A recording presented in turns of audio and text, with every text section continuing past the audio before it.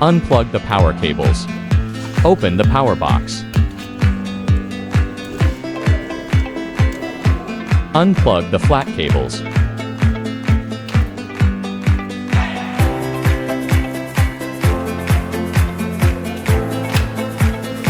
Remove the screws around the module.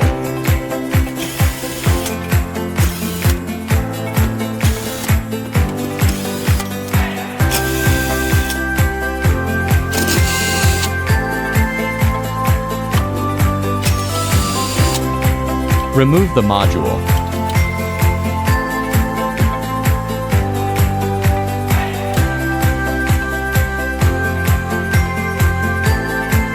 Place the module on the cabinet.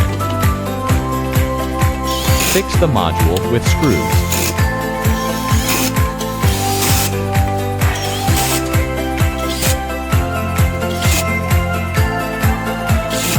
Plug in flat cable.